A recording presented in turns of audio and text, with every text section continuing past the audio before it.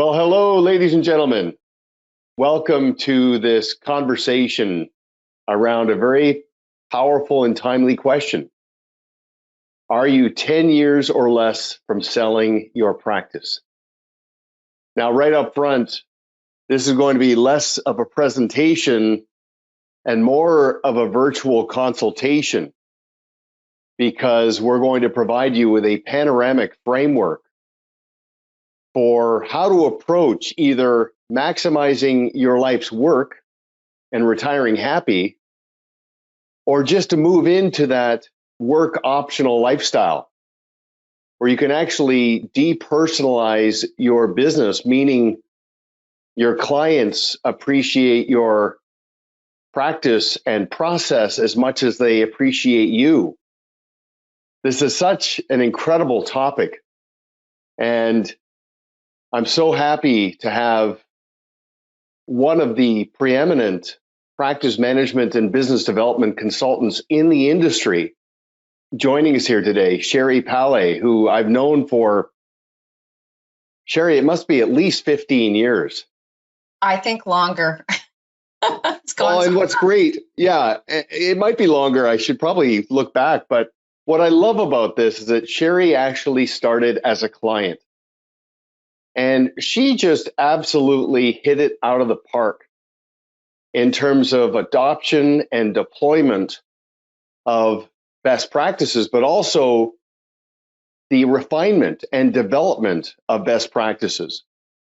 So I'm going to give Sherri a moment to introduce herself in just a second, but I just want to remind everybody, in the spirit of beginning with the end in mind. I don't know if it's going to be 10 years for you or 5 years. I mean, you look at how fast the last 5 years just flew by. The next 5 are going to come and go. And we just want to make sure that you're prepared. And we want to expand your thinking around what it means to maximize your liquidity event.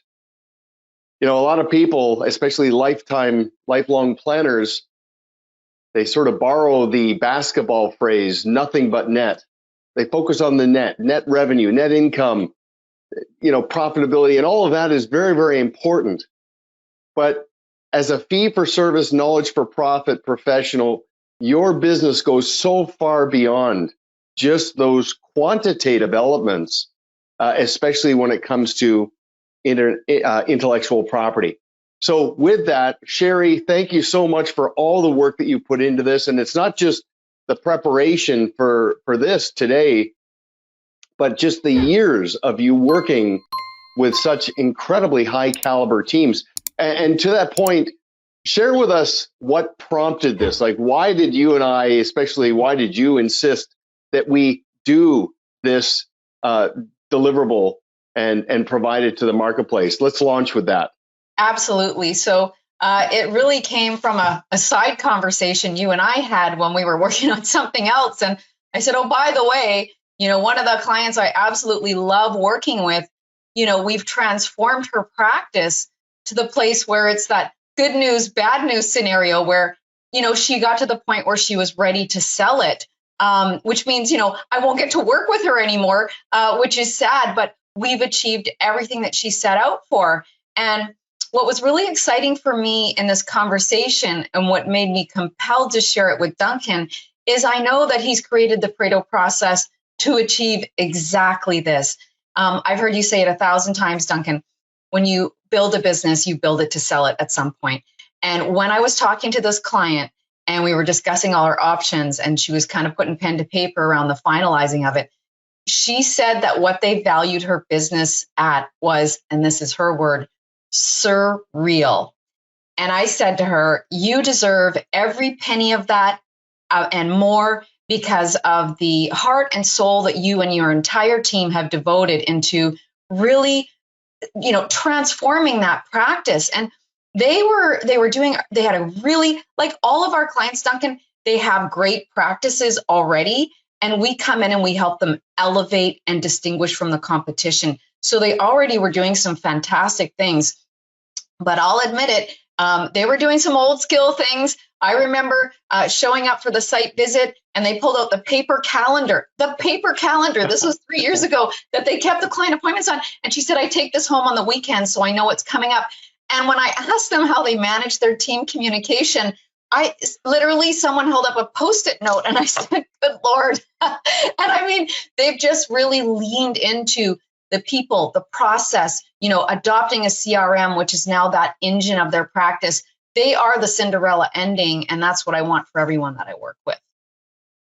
Well, it's so interesting because, for years I've been talking about the entrepreneurial paradox, which says you're truly successful and on the verge of a massive breakthrough the day you've made yourself obsolete, the day your business can run like a Swiss watch without you being there, because now you've got something with incredible value and, again, intellectual property. But I didn't really think about our role. Our role is we're truly successful when we've made ourselves obsolete with our clients. It's not that they've outgrown us. It's just it's come to the end because now they can have their breakthrough. So interesting. I'm glad that's what prompted this. So Sherri, let's have this discussion and get into the weeds here on this sequence.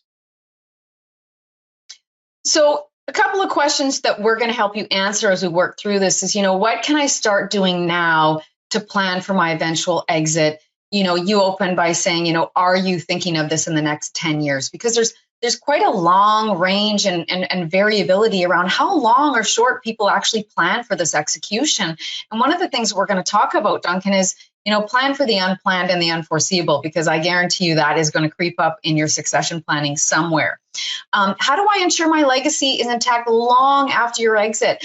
One of the things that I love about the teams that I work with is there is a genuine concern that all of their clients will be well looked after long after they move into retirement, and that the business is going to last for generations after they're gone. So they really do want to make sure that this isn't just a transaction, that it is something much, much bigger than that.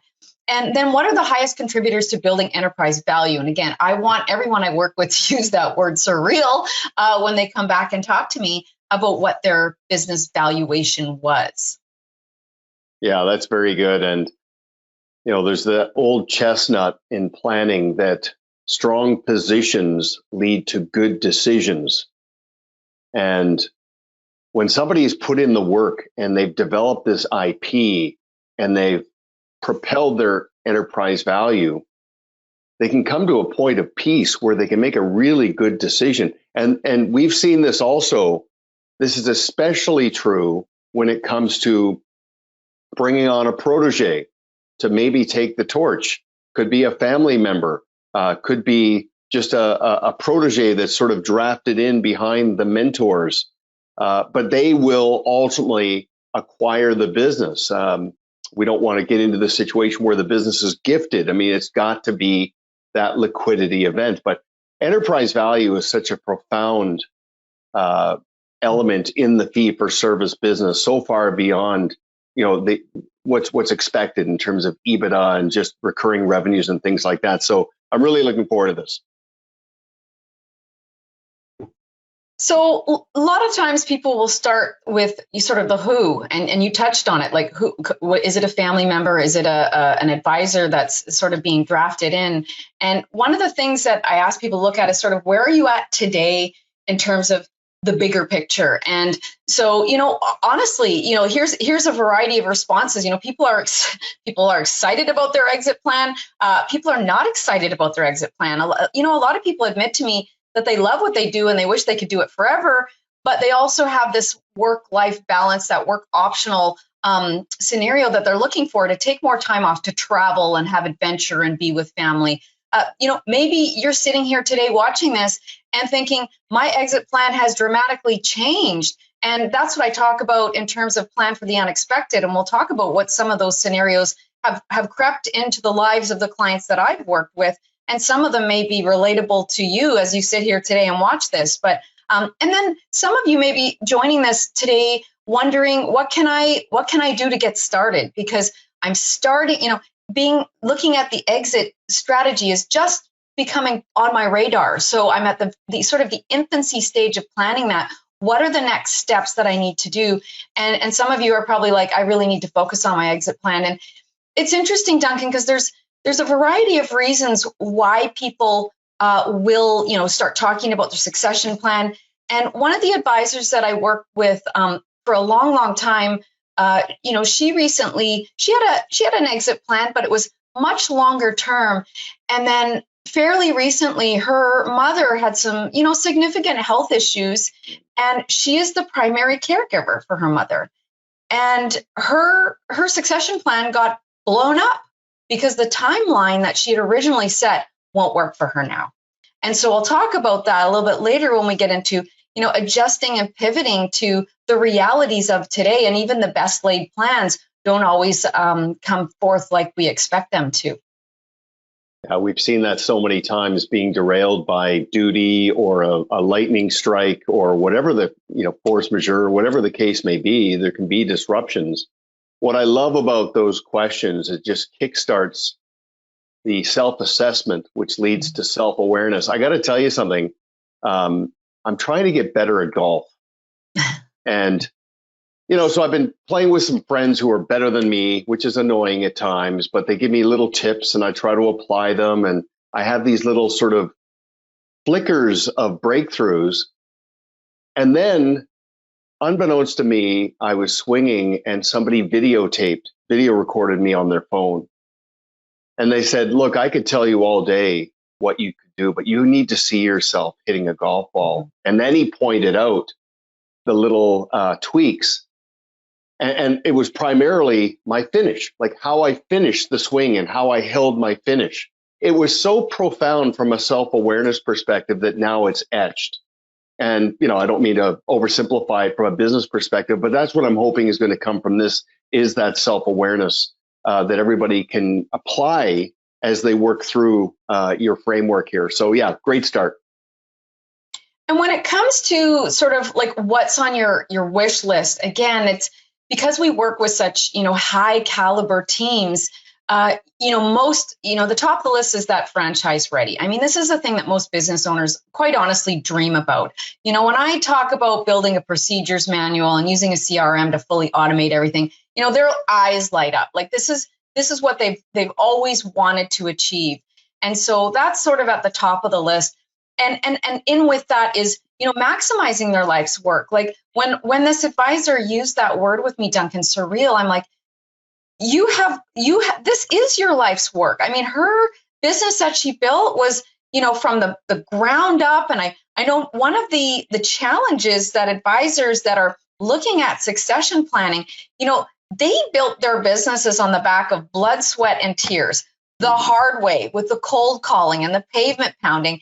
And there's a little bit of I don't even know what the right word is, resistance, hesitation to take all of that life work and just turn it over to someone else who's, hasn't put any of that in. Like and especially when you look at the different sort of generations and their work ethics and their work styles, there's definitely some sort of clashes there around expectations and people leaning in. And, when they're looking at assessing who's going to take their business over, I often hear, well, they just don't have the passion or they just don't have the drive. And so that's kind of a subset of symptoms, around deciding who's going to take your business over. And it makes it really difficult when you're thinking about your life's work. Making sure the successors who take it over are happy and continue to be motivated, because again, the people that I work with don't look at this as simply a transaction. They're really looking for this to be successful for the clients, for the team, to the people that are taking it over well into the future, and establishing that legacy. Nobody wants to sell a business and find out a year later that, all the clients left and nobody was happy. That's not the goal here. So in terms of that, and then there's a few other things that come up on the list around, succession planning goals. And there's that, client focus, because all of the people that we work with are sort of clients first. And I think that's one of the reasons why I've been doing this so long and why I love the Pareto process, is because as much as it is about serving the advisor and the team, it is extremely client focused. I have to constantly remind my teams that I work with that, 80% of what they do is a very small subset advisors in North America actually even trying to achieve that. So they're in this elite group. The other thing is, that seamless transition for clients. So the team that I think of immediately right here is an advisor that I work with who they're actually not transitioning out. They're helping another advisor transition out. And we've had the 5-year plan for them. And it starts off really small. Like for those of you who have a little bit of hesitancy or fear around succession planning, because that's a real thing. It's moving into the next chapter, making a big life decision. We started with a 5-year transition plan, and year 1 was really, really basic. And every year you kind of layer on some extras. We're in the 5th year. The 5th year, that clock strikes December of 2023, and we're looking at it going, wow, we can't believe those 4 years went so quickly. And in this situation, the advisor who's leaving doesn't actually want to leave. It's because of health reasons. They have to leave. And so when we're talking about succession planning, and I said there's so many different reasons why people leave, his health is such that he can't continue. And so the team that I'm working with is sensitive to the fact that although they're excited to transition these clients, this guy isn't marking his retirement with a cake and a candle. This is something that he's begrudgingly doing because he has to, and he doesn't really want to let go. And so we have to take that into consideration as we're trying to move him through that timeline and making sure his clients don't feel it as sort of an abrupt change. So it's almost like, the Nissan Datsun thing. When Nissan bought Datsun, and then they didn't just take the Datsun logo off, they put Datsun-Nissan, then they switched it, and then they removed it, and now all of a sudden everybody's driving Nissans. That's kind of the purpose of these longer term succession plans. And the ones that work the best are longer term, and they're really well thought out. Wow, right to the heart with the car analogy. Wow. I'm a car guy, and I love that. And, there's actually talk, Sherri, that they might go back to Datsun, but who knows? No. But, you made a couple of key points there. First of all, your point about legacy and the sweat equity and all of the reputational elements that have gone into these long-term relationships. That's such a big deal that we like to honor in our approach. However, and what we're seeing more often in the last couple of years, especially, back to your point about being client-centered, is that clients are actually driving the conversation by asking the advisor the question, what happens to us when you're not here? Like when you decide to bow out, like they're actually opening up the can of worms. And so we want you to get so far out in front of that. And the other thing I'm going to say, and somebody pointed this out to me a couple of weeks ago, I was giving the advisor permission. I said, like you were saying, you've earned this. The culmination, you've earned the right to have your event and of monetization. And you know what he said? He said, what's really cool about this is that because I've bought in and I've been very selective in terms of the clients I've attracted, I know they're going to be happy for me, that I'm going to have this outcome, because they also know that I'm going to approach it very methodically. And incidentally, and I'm jumping ahead, but I just have to say this because one of the things that prompted that conversation is I said to him, whatever entity acquires your business, follow PSP. So make sure there's a philosophical fit. You see the world the same way. Make sure there's a strategic fit, meaning the client is elevated, and then have that cascade to a practical outcome where the monetization is what you hope for. It just flips it, where don't lead with the money, finish with the money, lead with the other dynamics that impact legacy and reputational equity and that fulfillment, especially if the person is kind of being forced out based on, that health issue you're describing. So yeah, this is just excellent stuff. Yeah. And the last two there, Duncan, no snags with the financing. And what's interesting is, I have had this come up where there is a successor in place. And when it gets time to put pen to paper around actually moving it forward and putting deadlines in, that individual starts to be forced to think like a business owner, not just an advisor. and they realize they don't have the ability financially or the desire to take on the risk of being an owner. And so you can talk about succession planning conceptually for years with someone, but once you start actually mapping out a plan, that's when it becomes real. It's almost like when your kid's getting ready to move out and you're kind of lecturing them about rent and hydro and food and all that they're eating your groceries like, there's no tomorrow. Then they move out on their own and they experience what it's like to get their paycheck and have to figure all of that out. It really starts to crystallize that. And at the end of the day, most of the people that I work with, they want to sleep like a baby at night. Like they don't want this to be a negative event. They want this to be something that's well thought out, well planned out, and that they can just sail off into that next chapter without a worry of any kind. That's solid.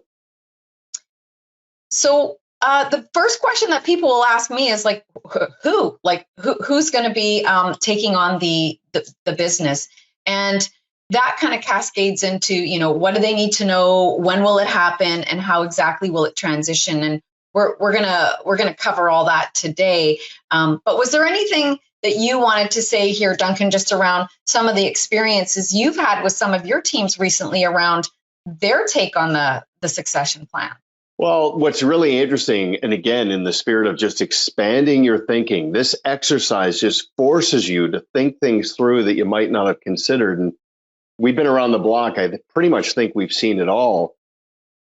For those advisors that go through this exercise and they come out of it rejuvenated, saying, I thought I wanted to get out of the business, but in fact, by doing this, I actually see myself sticking around, which has its unintended consequences too, but that's another conversation. But what's interesting is that we've seen in the last couple of years how private equity firms will get involved to allow the advisor to de-risk and monetize, but it's a sell and stay dynamic with a kicker after 3 to 5 years. So if you're prepared and you go through the exercise, no matter what comes out of it, just embrace cause and effect, embrace the activity, get it all out of your head, and then make good decisions around the productivity based on where your mindset is at and your aspirations and things like that. So that's the only thing I really wanted to chime in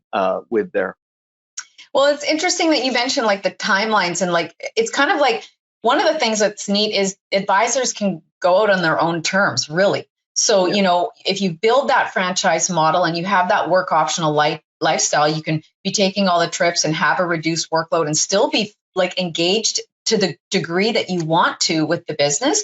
But when you are ready to turn over reins, and it's interesting, I had a conversation with another team and we're working on their 4-year transition plan. And I said, so do you plan to be involved at all, like part-time? And this advisor was really self-aware. And they said, like everything in life, I'm either all in or I'm all out. Like I'm going to go full throttle to the last day, Sherri. I'm not going to have this work optional lifestyle. That's just who I am. And so there's different ways to view this. And I think that's really important, that there's lots of different ways you can do this. And really, because you're the owner of the business, you can often set the tone and do it on your own terms. Well, and that is very personal because in light of our current market turbulence, it's revealed some advisors saying, it's just getting too hard. The friction, the compliance, the minutiae, and then, on the other side of that, you see advisors saying, no, this is where I can really win. This is where I can galvanize my sense of purpose and my fulfillment. So it's interesting. Same market conditions can impact two people very differently. It's quite revealing. So when it comes to who, and this is probably one of the biggest questions, I've worked with people who have their succession team in place. So over the years, they've carefully and thoughtfully added the right people with that mindset, having those discussions. I've also got, Duncan, teams that are, they're looking for those right people, and they're hard to find, and it takes time. So again, the mantra of this webinar is like, are you within 10 years? Because even if you're within 10 years, you've heard me talk about a 5-year plan a few times now. And the thing is, it might take you 5 years to find those people that are going to be your successors. So if you're 10 years out, you might need to start looking now just to put those initial pieces in place. Also, some will sell their practice to another FA.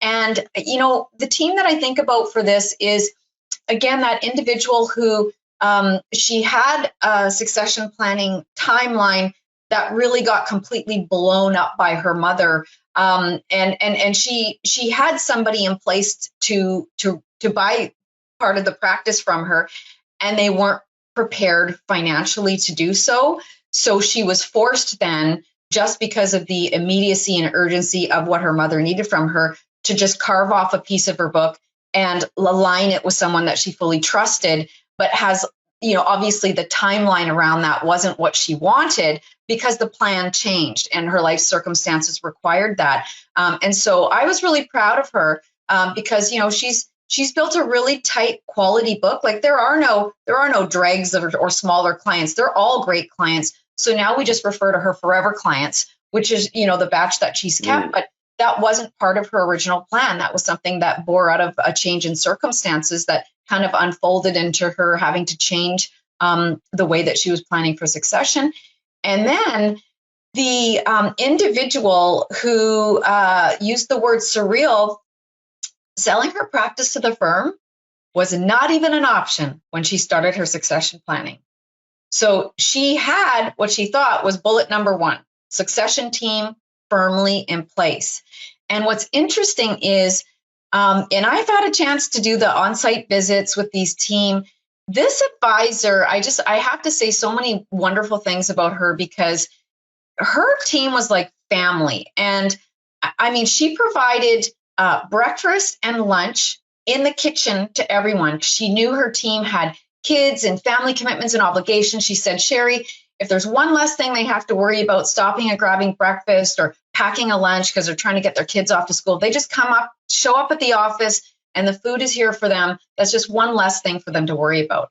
I remember her telling me she took them all to like a New Kids on the Block concert, that she employed the services of a life coach for her team to access. So this advisor was doing some really incredible things, and it showed with the dedication and strength of her team. Like they gave back to her as much as she gave to them.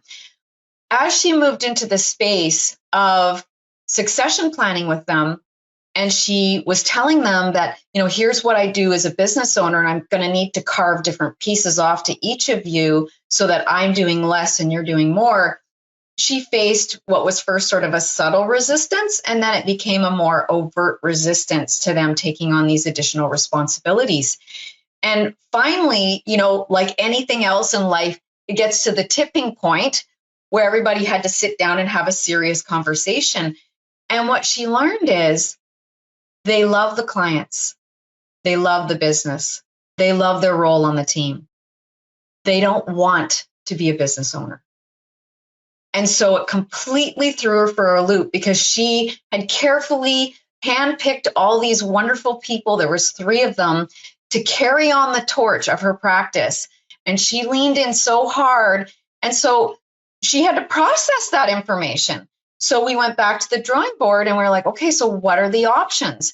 And she works with a firm that has a fabulous buyback program. Her entire team will remain the employees that they want to be. They're going to do everything that they love doing. They're going to carry on working with the clients that they know. It is like the most epic win-win-win I have ever seen. And so that was not even on her radar, but just as a matter of circumstances, that's kind of what came to be. Well, first of all, that breakfast and lunch, I mean, that's how you create culture. And in the spirit of the Confucius mantra, to dig your well before you're thirsty, creating culture on the team, not just the adoption of best practices for consistency, but just that really emotional buy-in, that's huge for a potential acquirer, because ultimately they want continuity. And just because the lead is leaving in some form, if the team is going to stay in place to some degree and the disruption is going to be minimized or maybe even completely avoided, that is so incredibly profound. So And you know, it's interesting because I can relate because I've heard others talk about the fact that, you know, there's this sort of dynamic where the lead sometimes wants it more than the team. Yeah.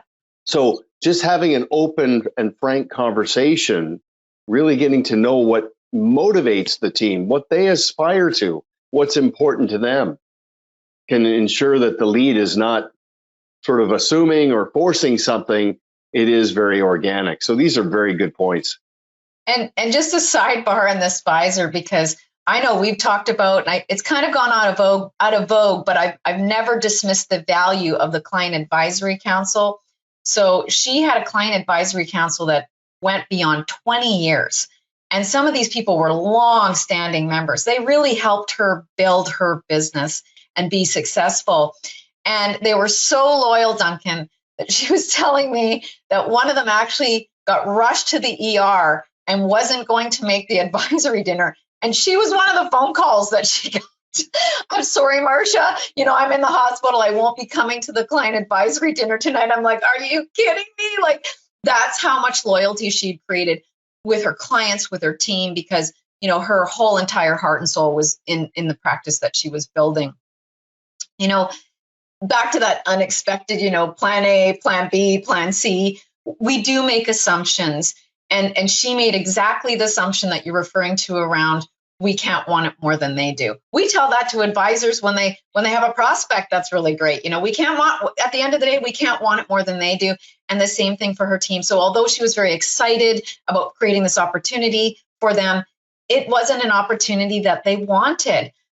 You know, situations changed, like I mentioned with that advisor who had her timeline, and then things got expedited because of circumstances beyond their control. People change. I've had teams where they've got the successor there, and then all of a sudden, you know, one of their spouse gets posted out of state and they're leaving. Like, you know, there's all kinds of factors that come into play around, you know, systems and economical, the timeline, the process that people are going to go through. So, and I don't say this to scare people. I say it to be prepared and to be open, because, you know, Duncan, I come from a place that whatever is meant to be will be. Sometimes the path that we get there doesn't look like the one that we wanted or anticipated, but we get there nonetheless. Yeah, 100%. And so just, you know, some of those few life scenarios that I've already referenced, but, you know, that may, again, some of you may be sitting there listening to that going, that's my story, Sherri. Like, I'm going through that right now, or I've lived through that. Is, you know, they don't want to be the owner when you need them to be. They're just not ready, or they never want to be the owner. And there's really nothing we can do about that. They leave your team. And I've had that happen where it's been very disheartening that they have mentored and integrated and really put their heart into the soul for the next generation advisor. And for whatever reason, a number of reasons, that person just discontinues to be part of the team. They can't afford to be the owner. And that's why I say, you know, starting to put this in writing is really, really important, so that people can start to have a realistic framework of how this impacts them financially as an owner. If they're just getting paid out every month as an advisor, you know, you need to start training them on what the costs and the overhead and the payouts are. I have one team that's doing this. It's a family transition. So they're really starting to involve the son more in, you know, what's going, like, this is how much that comes in, this is how much the firm takes, this is our overhead, here's how. You have to have that understanding of what it looks like. And sometimes showing them that is enough for them to say, I'm not sure I want to do this, right? And they want to be the owner. This is a big one, but you know they aren't entrepreneurial. So I've had this where, you know, you've got someone who is a rock star service advisor. They are fantastic at working with the clients you give them, but they don't have any capability of growing the practice. And I'm sure, Duncan, you've met with advisors where it's like some of them have that rainmaking in their DNA, that entrepreneurial spark. That isn't something that can be trained, in my opinion. It's either you either have it or you don't have it.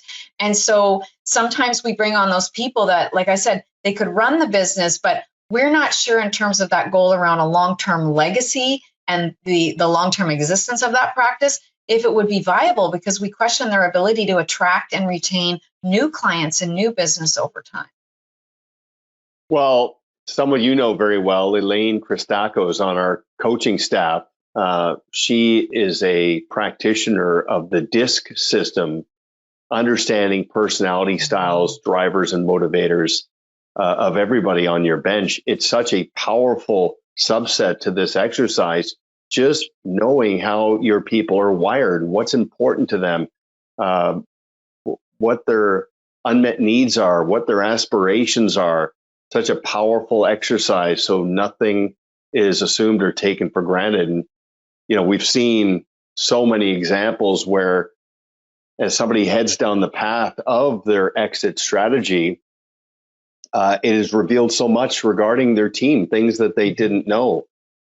So yeah, great to be prepared for that, and great to be proactive in applying a process to understanding the team a little bit better. I love those DISC profiles. I mean, some people don't believe in them, but they are like frighteningly accurate. And they do tell you if someone has a blueprint to be successful within specific roles.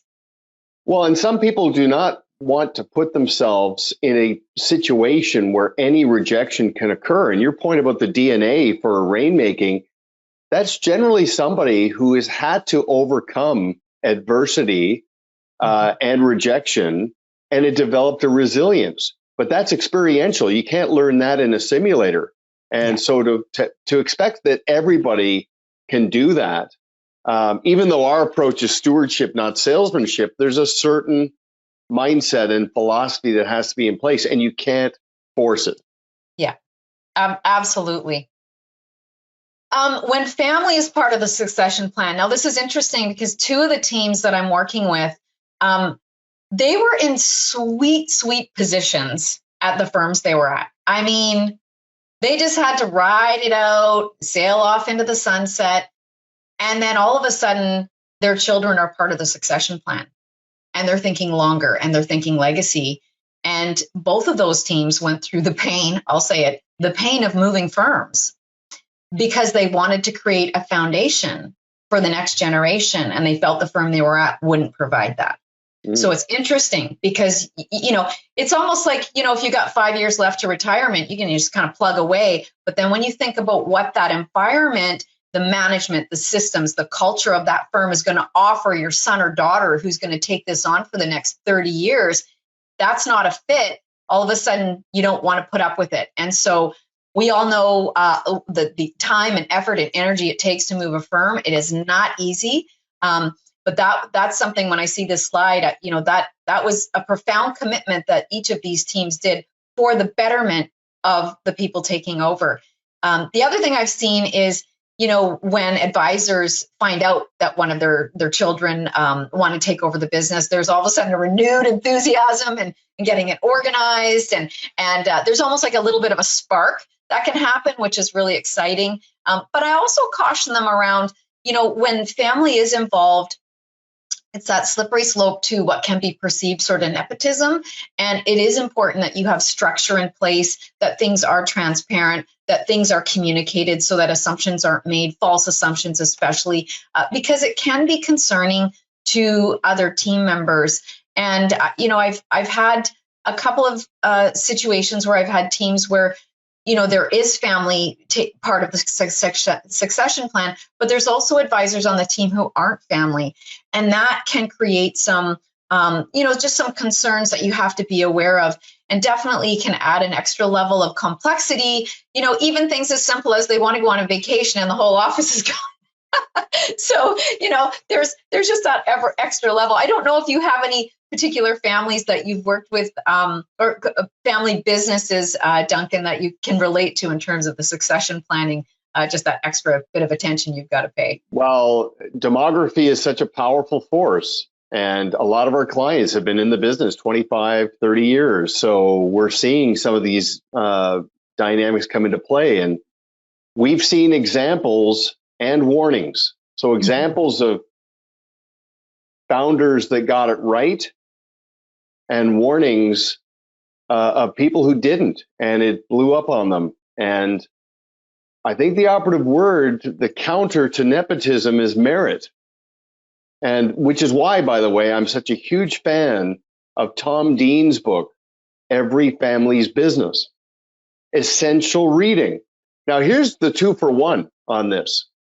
Not only can the advisor really think it through in terms of what it means to achieve continuity, succession, and family investment legacy based on that dynamic, but it also impacts their relevance to their clients. Because chances are they've got clients that are contending with the same issues. And to be that sort of life coach and family dynamic advisor, because they were a serious student about this issue, it helps themselves, but it also helps their impact on their clients. Mm-hmm. And it is, when you have that demographic where part of your clients are business owners, it is nice to be able to say that you kind of walked in their shoes and shared that family planning, family legacy business goal. But yeah, I've got several, and I've got one team where it's like 2 families that are together. It's like the family tree is there, and so getting it right and having those plans. And I've even got a couple of teams that they're getting into that mindset of succession planning, but their children are young, and they're like, well, we don't know, Sherri, if they're going to join the business. They're kind of in a holding pattern, to find out over the next sort of 3, 4, 5 years if their child is interested.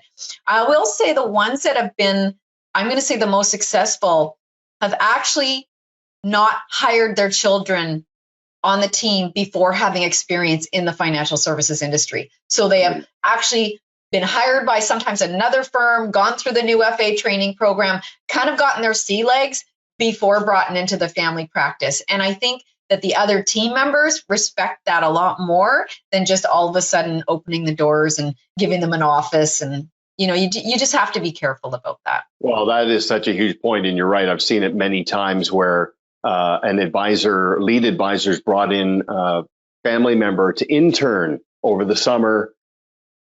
And it manufactured this unspoken question within the team, like, where's this all going?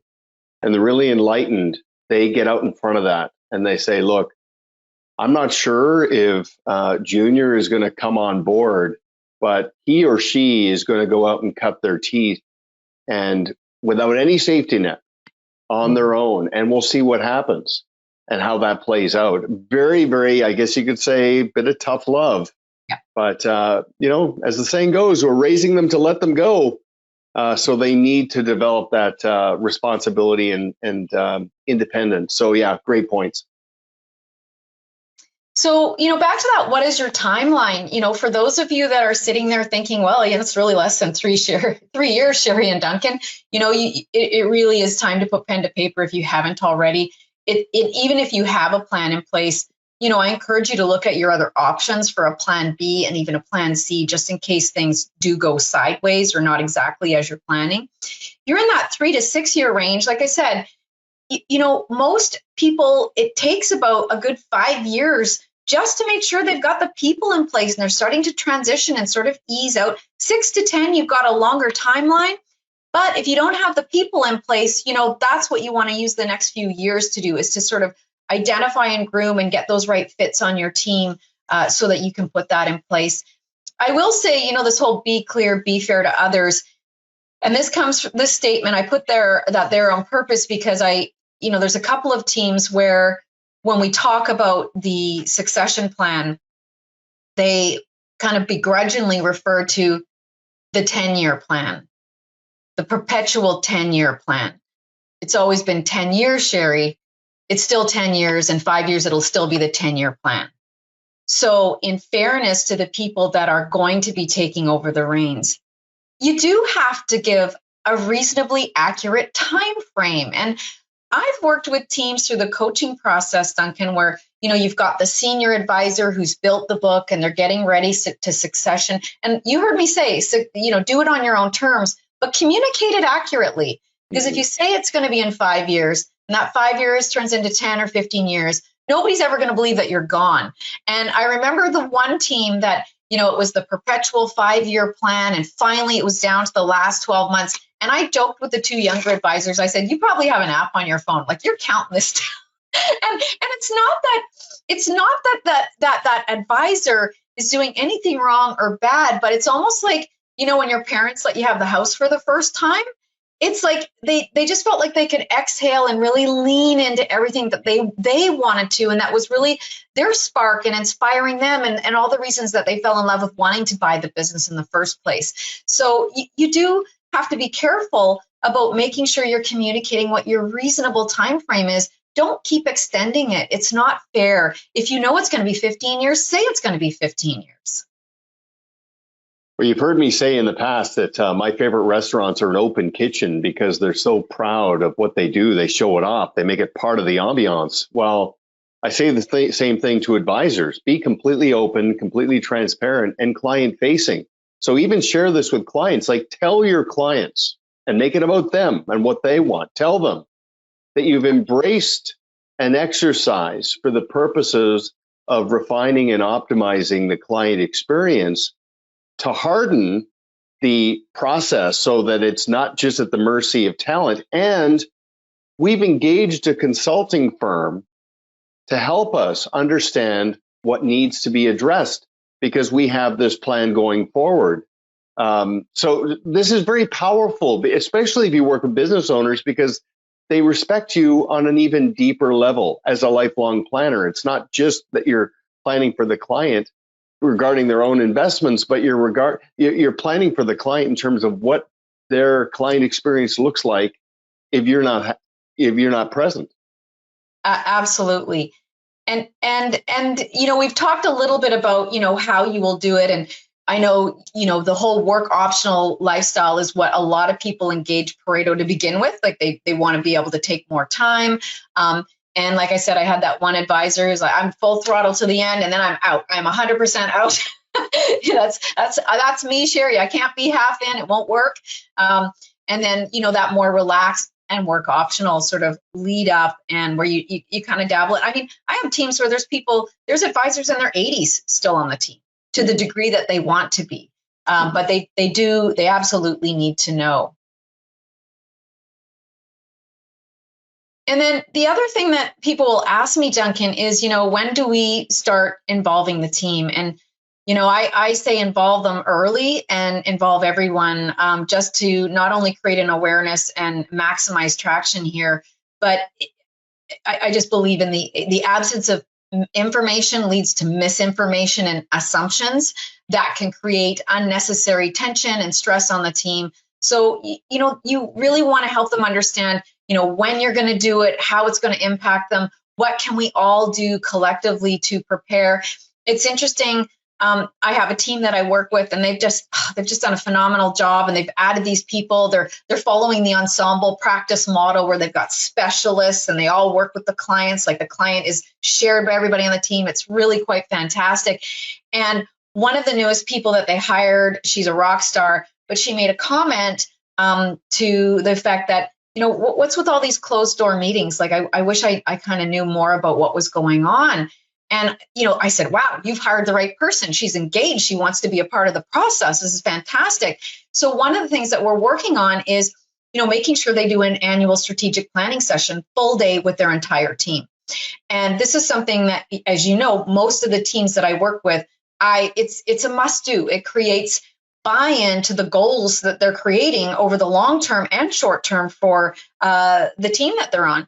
And one of the advisors that I did this with last year said something so profound that the homework for everybody on the team was that Who Moved My Cheese book, because there's been so much change. And the senior advisor said to me, one of the most important phrases in that whole book that stood out to me was, change imposed is change opposed. And when you have an annual planning session with your team, when you involve them in this, in fact, one of the other teams I work with, the overriding theme of their strategic planning session was the 5-year transition plan. So like it just kind of removed all the mystery. It involved everybody. They kind of know exactly what to expect. You also have to remember that if someone's working for an advisor who's thinking about selling their business, they might be concerned about job security. They might start looking for somewhere else to be because we're not sharing the information that they need to know. So I say, get everybody involved as soon as possible. Now, I want to ask you a question, Duncan. and that is all about what it's worth, because Pareto is the message around Pareto everywhere is you build it to sell, and you do want to maximize your life's work. So what are the recommendations you have to the teams I work with around getting a valuation? I thought for sure you were going to ask me about my thoughts on the Jenga graphic on that previous slide, because I'm such a big fan of Jenga. I get instant memories of playing that with my kids and dominating, incidentally. I have to, you prompted me on something. Way back when I had a profound eureka moment. This originated in the conversation around branding and articulating value. And the premise was, don't tell the world what you do. Talk in terms of what your clients want and how you get them there. Now, philosophically, that is profound, and I'll just explain that. What your clients want is liberation and order. They want to be liberated to know that they can move in the direction of the best version of themselves and enjoy their lives, and their investments are a means to an end. They want liberation. They also want order. There's no mystery, which means the relationship is not always just looking back at last month's statement and what's happened, but there's future pacing. Liberation and order is what your clients want. Your team wants liberation and order as well. And that is engineered. And the advisor wants liberation and order. So I just want you to just keep that in mind as you're crafting out your plan and working through this. Now, to get to your point about valuation, first thing I'm going to say, and I forgot to mention this earlier, because of our vast reach in the industry, we've got a huge community. There's also a who dynamic. And what I mean by that is a big part of our approach is that we make introductions between buyers and sellers, and there's a like-minded energy there. There's a symmetry, there's an alignment of interest that occurs when two people who have bought into the Pareto approach engage in an exercise to see if there's a good fit on the buy-sell. So there's that element. When it comes to valuation, Sherri, and I don't mean to brush this off, we've gone very deep on this, and we've got a network of people that can help somebody pop the hood and explain the dynamics around valuation and the progression. I do cover this with Chris in the Blue Square Method in that opening chapter, because there's 3 specific drivers around valuation. As you can imagine, the first is everything around what you'd expect, EBITDA, recurring revenues, and things like that. But then it gets into some of the more qualitative and abstract around bench strength, around depth and breadth of the client relationships, around process, and then it goes into some of the proprietary elements around intellectual property. I think what I'd like to say there is, if somebody wants to have a very meaningful, actionable conversation about valuation, we've cracked that code. We can definitely do that. So give that some thought. You want to talk about who? Is there a community of people out there who are thinking of buying or selling? Yes, we can make introductions. Can I consider the full panoramic in terms of all the elements to consider around valuation? Yeah, we can provide that too. Perfect. And in the interest of time, I've kind of talked about this advisor as we're going through, the one that sparred this entire conversation to happen today. I love what you said. We did our job right, and we made ourselves obsolete, because, she sold her practice. She's moving on to the next chapter. She's going to be living the dream. People and roles were clearly defined. Core processes were developed. There was implementation and adoption of the core practices. This is critical, because you can develop processes, but nobody uses them. It has to be actually part of the culture and the day-to-day stuff. The full systematization and automation, again, I joked that they were going to put 3M out of business because their Post-it note sales were going to suffer such a dramatic hit because they adopted Salesforce. And they invested the extra money to have the customization and to have the consulting to get it all right. This system is incredible. They literally transformed the practice, and it was already great to begin with. Like I can't emphasize that enough. It was about elevating different areas of it in small ways. You say it all the time, Duncan. Minor changes lead to major improvements, and they really did put their heart into the last 3 years of making these changes. And now everybody is super happy about it. In terms of the sort of the pre-succession activities for maximizing the value, clarifying roles and responsibilities, Pareto has an entire program outside of the total client engagement, which is really about kind of getting the nuts and bolts of the operations and servicing and organizing your clients done. And it's called the Exceptional Teams program. And it has everything you need around developing the blueprint and making sure everybody understands what their roles and responsibilities are, which spills into accountability, which is super important. Making sure you've organized your clients, that you're delivering that proactive client service, and that you have a turnkey onboarding process. As we like to say, add water and stir. It's that easy. Anyone on the team can do it. Whoops. And then the other thing is developing your playbook. And again, this is, you heard me say, their eyes light up with the concept of having a procedures manual. This is something that most business owners that I've worked with have dreamed about. And it's something that gives them peace of mind at night, knowing that everything's documented, all their intellectual property, that they've turned it into something tangible. When you're selling your business and you can show them that you have a playbook, the people evaluating your businesses, they light up, because this is very, very rare. That automation of the practice, being that franchise ready, and really just communicating about your transition plan and timeline. I can't emphasize that enough. You don't want to lose good people because they're not sure, or they're making assumptions or basing their decisions on misinformation.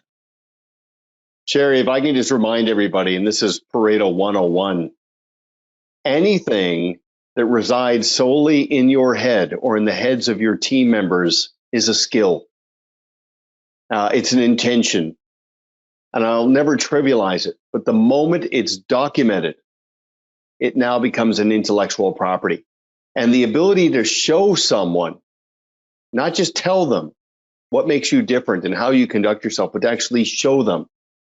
And to talk in meaningful specifics, like when I asked the question, how many things could you do for a client? How many pieces of the puzzle could you put together for a client?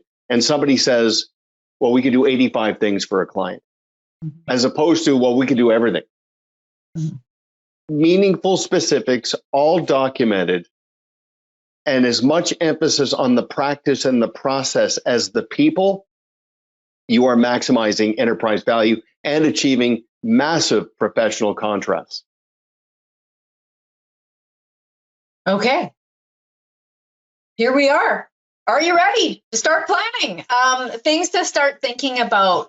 Again, who is going to take it over? What do they need to know? When will it happen? And how exactly will it transition? And the golden rule, if there's nothing else from today, always have a plan B. Some people believe that if you have a plan B, it means you're not committed to your plan A. I mean, you live by the rules you set, but yeah, having contingencies, redundancies, insulating yourself from things out of your control, it's always a good idea. Now we have something else exciting to share, and it's all about the PMI. Yes. So, Duncan. Okay, so we're at that phase of the call to action. Where do you go with all this? Okay, so, I have this ability to talking about things because I'm so excited about it. Sherri tends to get more into the actionable elements. So between the two of us, I really hope this conversation provoked you to think about, okay, what does it look like going forward? So here's where you can go from here. First of all, if you haven't already done so, I recommend you go to thebluesquaremethod.com and download the sample chapter from that book. because coincidentally, that chapter puts a huge emphasis on getting yourself prepared, digging your well before you're thirsty around a liquidity event and monetizing your life's work. Okay, that's number one. Number two, professionalize and standardize your preparation by going through the Practice Management Index.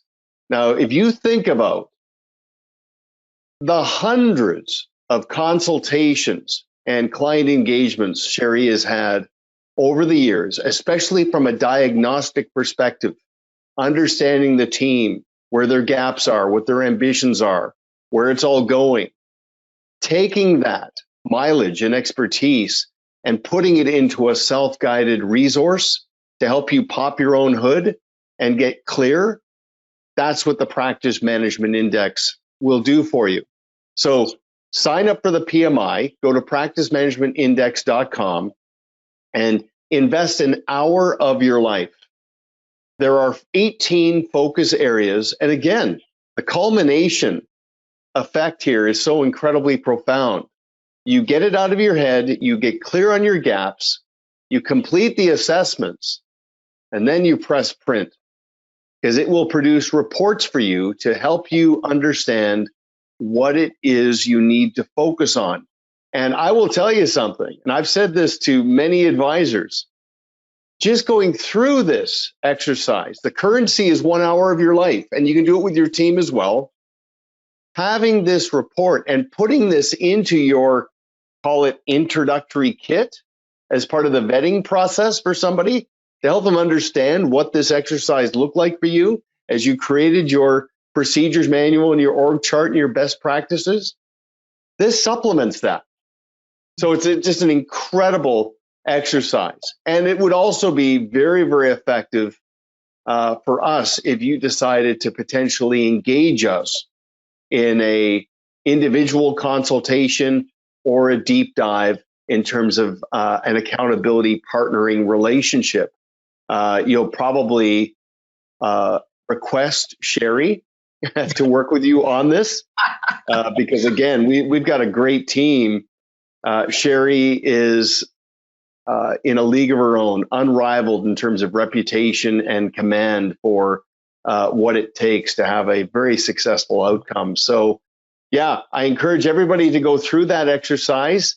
We make this available no charge because you've invested your time with us here today. I hope it was valuable. And Sherri, I'll let you have the last word. Yeah, I wanted to mention, Duncan, that, one of the things that one of the fellow coaches, Terry, said to me, and it just sticks, it's lonely at the top. And as business owners and partners and senior advisors on the team, it really is important to have that individual that you can trust to consult on all kinds of things with your business, whether it's succession planning, adding new teams. There's so many things that are ebbing and flowing for the wealth advisory teams we work with. So Pareto does have like a fabulous team of coaches.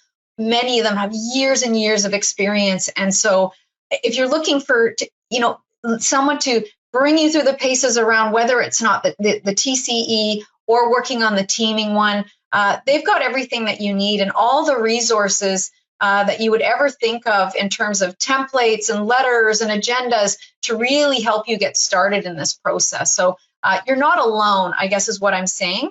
And so reach out to Pareto and they'll be able to figure out the best way to engage you wherever you're at in your process. I did want to say thank you for your time. I'm always sensitive. I always tell people when they hire a coach that, oh, we'll help you make the money back, but we'll never give you the time that you invest in the sessions. And the same as today. We can't give you the time back, but we certainly hope that as you were listening, you were jotting down a few things as some action items that are actually going to make a meaningful difference, if not in your life today, but over the coming year as you think about what you need to do around putting your succession plan in place, whether it's the smallest first step or fast tracking a few in the middle or towards the end to make sure that you leave your practice achieving all of the goals that we talked about related to succession planning. So thank you so much for your time. Thank you, Sherri. And I'll just remind everybody, you just prompted me that I know a couple of people who are pilots, and I've asked them both, could you pretty much just sit down in the cockpit, fire it up and go? And they both say, yeah, well, I could, but I don't. I follow my checklist, my protocol. Nothing's left to chance. I don't wing it. I follow a process. Mm-hmm. And if you think about that, you think about top performers in any field of endeavor, the highest level of ability tend to also have the highest level of humility, which means they don't believe their own hype. They don't think they have all the answers.